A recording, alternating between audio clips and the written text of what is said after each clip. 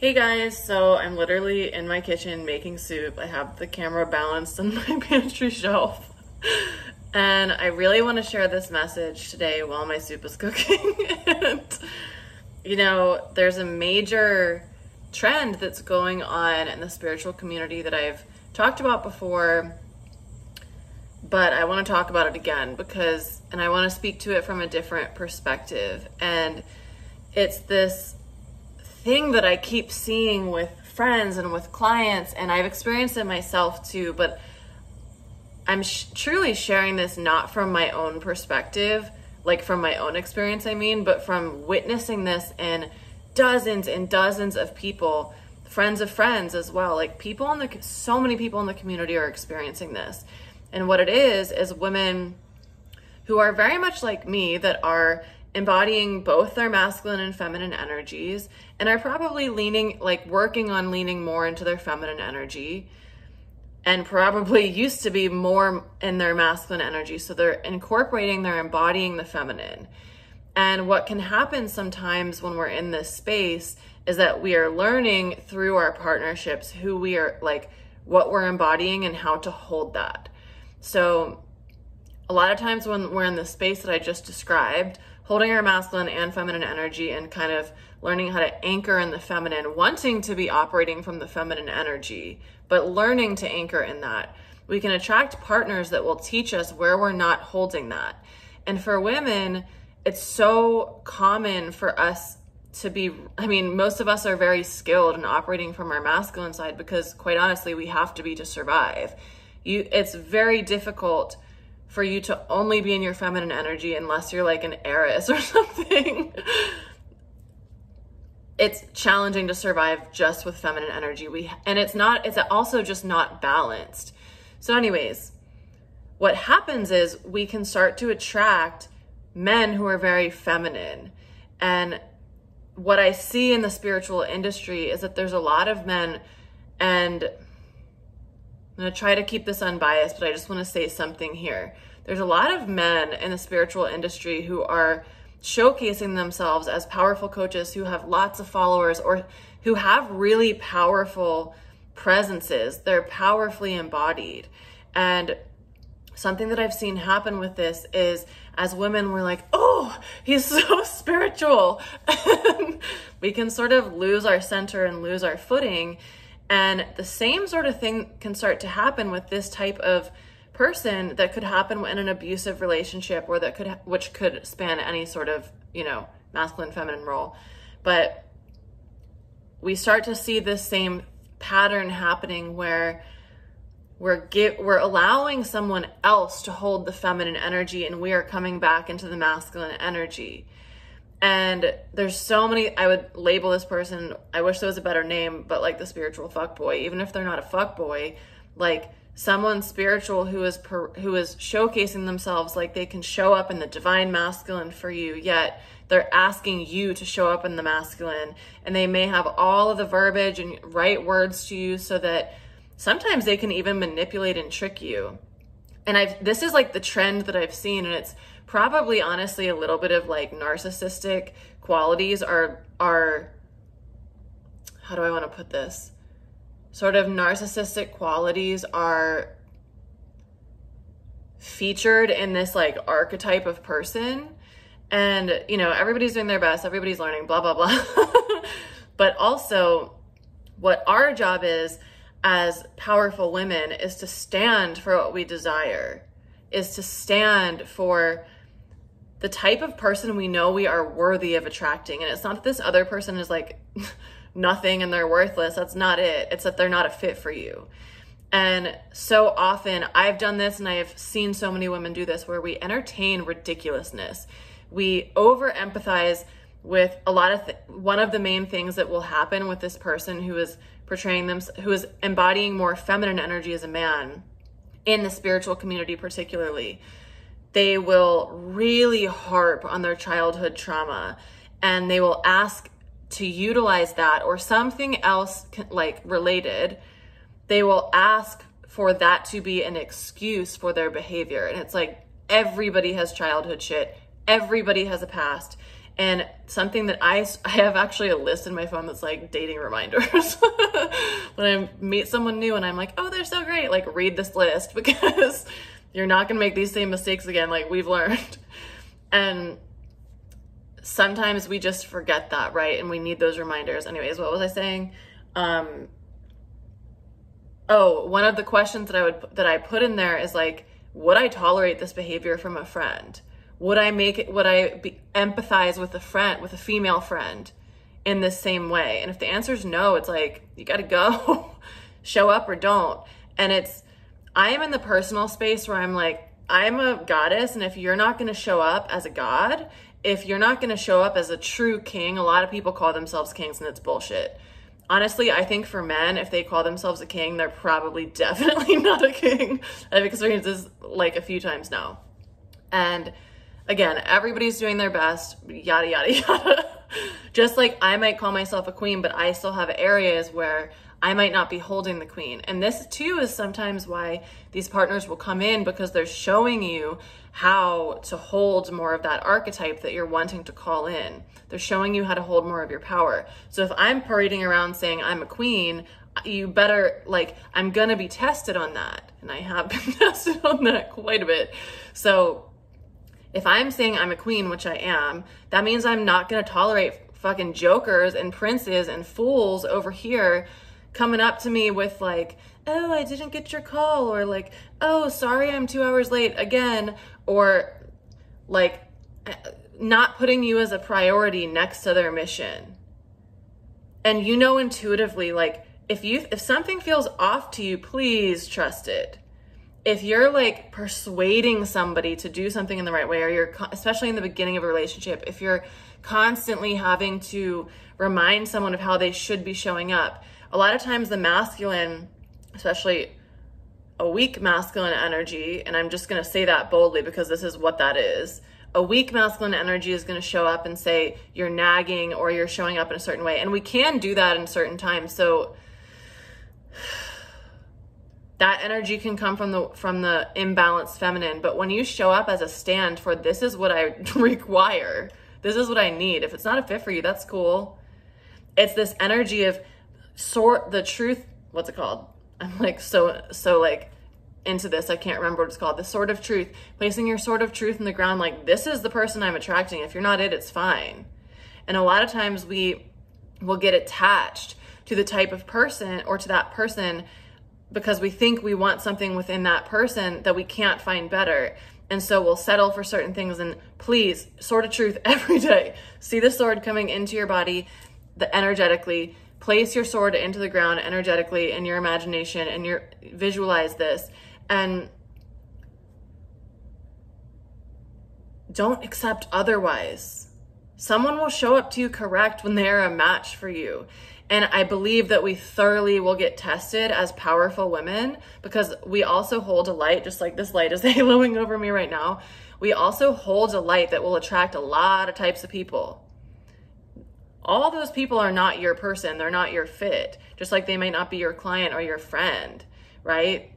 So we have to powerfully weed out the things that we're not going to tolerate. And the universe is like, are you sure we're going to give you this really shiny person?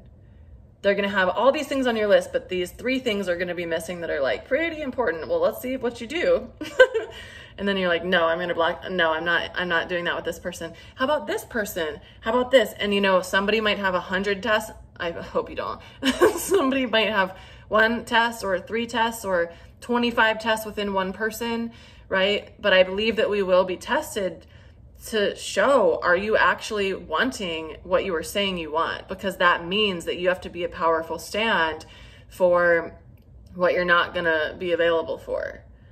And there's a lot of things in relationships that have been made normal. And like, I'm just at the point that's like, I have very high standards and I will not lower them. I've had so many people say, Allie, your standard is too high. And I'm like, yours are too low. And it's like, I would rather honestly be by myself. I love being by myself. I would truly rather be single than be with someone who doesn't fit my criteria. And it's not because it's like, oh, they have to be perfect, but it's like, they have to be a match for my energy. They have to be an asset to my life. which at this point, and if you're watching this still, this probably applies for you as well. There are not that many people who, and I don't know, I might reword this, but there are not that many people who are going to be true assets to my life based on the energy that I'm vibrating at. And I don't say that from like, I'm so great and I'm so wonderful. I say it because I've been on my spiritual journey for like minimum 7 years, where I've been focusing on my own growth and healing myself and pulling myself into complete alignment. Most people are not aligned in their life. And so if you're aligned in your career and your work and your body and your friendships and your relationships and the way you eat food, the way that you correspond with nature, and somebody comes into you who's not aligned in any of those ways, they're going to fuck your shit up. They're going to fuck your vibration up, or you're going to feel like you have to be a teacher for them or whatever it might be. And going back to the trend that I'm seeing in the spiritual industry, the spiritual community, is these men who are coming in basically pretending to be more masculine, but then they're probably anchoring in more masculine energy in their life, but there's a little bit of distortion. It was just 11:11. There's a little bit of distortion in that. And so what they're actually doing is they're asking you to step in to hold the masculine energy when you want to hold the feminine. But we can't get mad at them, which is where I've made mistakes in the past of like, you're trying to hold the feminine, and I'm the feminine, I should hold it. Well, we hold it based on what we allow. So if I allow myself to go into the masculine because he's showing up in the feminine, that's not a fit for me. That's not what I want. Bye-bye. Bye-bye. I'm gonna hold my feminine energy and allow someone to show up in their masculine. So I wanted to just share that because this is something that I'm seeing as a trend that's happening all over the place, something to look out for, but also it's like ultimately about us. What is the energy that we are holding within? What are we allowing? What are we tolerating?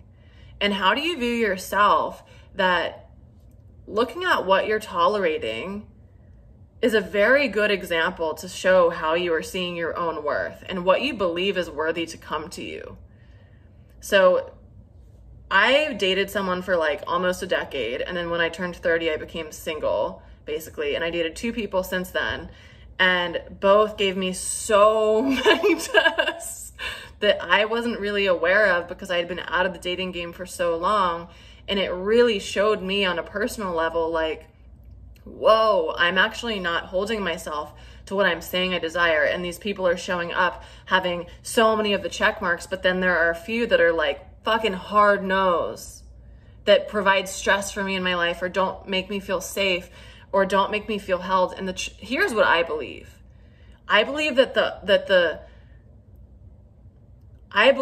true divine masculine energy is built to serve the feminine.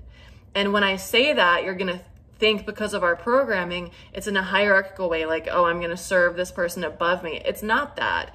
This is the energy of the masculine and feminine. The masculine serves the feminine, and the feminine then is able to truly revere and worship the masculine in return. It's like internally in my business and in my life, I see my own internal masculine as providing safety and structure for my feminine to flow within that masculine energy. My masculine energy's purpose is to serve the feminine in what she wants, but he creates safety for her. So if that's what I'm doing internally, that's what I want externally as well. And if somebody is making up all sorts of excuses and bullshit with you, they're not serving you. And, you could take that in a million different contexts. So I don't really know how to apply it specifically to you because it's not going to apply to everybody. But I'm really excited to start seeing more of this as an example in relationships. And I think that we truly will. And we only will see that when we stand for what we truly desire. If you're not afraid to be alone, and if you are, that's like spend time alone, challenge yourself. If you are afraid to be alone, spend enough time alone and you won't be afraid of that anymore. And get to the space, like I was saying earlier, that's like, I would rather be alone than be with someone who's not a fit or be with someone who reduces my amount of peace in my life. That is not an option for me. And for me, and I'm only saying this in hopes that it supports you or inspires you, like, dude, my mission here is too important. The work here that I'm being asked to do is too important to be hindered or distracted by some dude who's taking away my peace. I would rather be by myself and just work on my mission. And at the same time, you can still be open. Like, yeah, if somebody comes in that meets my standards and that I respect and like they're showing up in the world in the same way I am, like, dude, I am totally open and available for that. Come here. But if you're gonna come with any other sort of energy that's not a complete and total match to my energy or complementary to my energy, where we are both additions to each other's already completely full life, uninterested. So again, just as the last reminder here, this is our job as the feminine. The masculine will really follow our feminine consciousness. And just like in anything, we teach people how to be with us. So if somebody understands that you're going to let them get away with stuff and you're still going to come back to them, or you're still going to keep calling, they're going to keep doing it. Now, I've experienced this even in my own like shadowy ways of showing up, with one person tolerating it. And like, I'm like, yeah, it's a problem. I should not do this anymore, blah, blah, blah. Never changed it because they didn't require it. Then another person was like, this is not going to fly. Like, this won't work. And then I shifted it completely. So it's the same for you and someone else, and vice versa. Be with someone who makes you better. Be with someone who makes you better. Here's the thing, we're awakening at a very rapid rate in humanity, the fastest rate that's ever occurred. And so if your partner is not growing at the same rate as you, you will outgrow them. And it's not, this is where we have the question of like, my partner's not growing with me. And it's like, yeah, you can't do the work for them. And it's okay if they're behind you. It's okay if they're not growing in the same physical way as you, like the same way that you can observe with your mind, because they might be growing in a different way. However, I explain it to my clients like we have boxes of energy. I feel like this is the easiest way to explain it. So the feminine might be like a squiggly circle inside of a big box of a masculine square, okay? And if the masculine square, so this could be like your husband or your partner or whatever, if that square is not growing at the same rate that the feminine squiggly one is, she is going to start growing all into the corners, and eventually it's going to break the masculine square. She's going to outgrow it, and then she's unsafe. Or she's not going to feel as safe in that relationship because she has now outgrown energetically this partner. And basically what that means is there's nothing wrong with that person, but they're going to hold back the growth at some level. And it probably won't be obvious or tangible, but they will hold you back. Because energetically, it's like having a kid tugging on your leg. It's like if somebody's tugging on your leg, you can't run. Like you can't, it's going to slow down your walk a little. That's basically what it is. And I wish I could say that in like a nicer way to the other person, but that's basically what's happening. So you have to be with someone. If you're somebody who's growing at a fast rate, which I think in the future that's going to be the only sorts of people. Anyways, you have to be with someone who's growing at an equivalent rate that you are, who's just as devoted to growth as you are, because if you aren't, they're going to stifle your growth. And you have to determine, everybody's priorities in their life are going to be different based on your soul signature and your soul mission, and probably like how many lifetimes you've had here, how close you are, if you want to put it this way, like how close you are to ascending. If I have, for example, if I have 3 lifetimes left till I ascend and somebody else has 300, the 300, it might not be as important for them to be like growing so fast and all the things. If I have 3 left, it's like, yeah, let's go. I'm trying to like do all of it. Like I'm ready to get to the finish line, right? And neither is better than the other, because the person who has 3 lifetimes left has been in the space where they have 300 left, right? So neither is better. It's just everyone's going to have different priorities, and you have to find somebody who is going to match your priorities in life. I cannot be with someone who is not committed and devoted to their soul mission in a way that's balanced and aligned. I cannot be with someone who's working a job that they hate just for money. That shit is going to tie me down so heavy. That's going to be ankle weights around me, right? So you have to think about what are the most important things for you and what are you unwilling to move on. The man can be super sexy and have all the qualities, but if he's not devoted to his mission, it's a no. I'm not even going to be interested. And that's where I've had to train myself to, and I'm still training myself of like, no availability for anything else. I'm open to like beautiful encounters and, you know, fun conversations or whatever, but I'm not open to devoting my energy to someone that's not a match to me. And if we will see if somebody is a match based on how they're showing up. So if someone is a compliment to the person that you want to be, that's a yes. If someone is forcing you to show up, for example, in your masculine energy when you want to be in your feminine, you ask yourself, how am I allowing this? How can I continue to show up in my feminine? Or I show up in my masculine and end it, and then, or say what I need, and then come back into my feminine. But it's really, really easy when we're learning how to embody the feminine more to just go back into the masculine and then hold that pull in the relationship, and it feels like so bad. And then we're, you know, it just is like, it's not good for either party. So long story short, have the courage to only hold space in your relationships and everything in life for what you truly desire. Know that it will come to you if you hold that truth and you don't waver on it. Use the sword of truth. I love this tool so much. You can see it come into your body energetically, grounding you, centering you. Or you can imagine holding a sword like King Arthur vibes and place it into the ground. It's like, this is my truth. And see, how I do it is I see the energy ripple out from the point of the sword out into the earth, like, to all of her earth, here's what she wants. And then it reaches the people that it's supposed to. So anyways, I've talked about this before, and I've been more coming from like a ranty state, so just like mad. This is like the true message that I really want to portray, because everybody shows up in our life as a tool and as a healing support system for us to reach our ascension. It's everyone shows up to support us in what we're asking for. So if I say I'm a queen or I want to embody my queen, people are going to show up to test that until I can fully hold that energy. It's not mean 2222. It's just, you ask for something, so you have to learn how to hold it. Makes sense. If you ask to be super strong, you need to be able to lift certain amounts of weights. You need to be able to do certain things with your body, right? So, okay, that's it. If you enjoyed this video, please share it. Please comment on it. I would love to know your thoughts or your experiences in relation to this. And please, like, at minimum, like the video.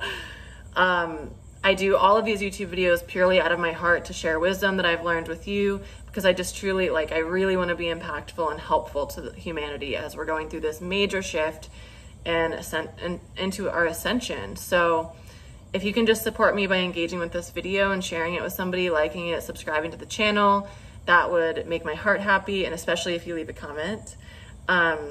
You can find more from me at alliewilkins.com or on Instagram at allie.wilkins. I do Akashic readings and have group courses. I write books. I have one book out right now called Sacred Wealth, but there will be many. I think that's it. So you can explore my website if you want to see everything that I do, but hope you have a beautiful day. Remember to stay true to what you really ultimately desire in life, and it will come to you if you hold that and don't waver. Okay? Sending you lots and lots of love. Bye.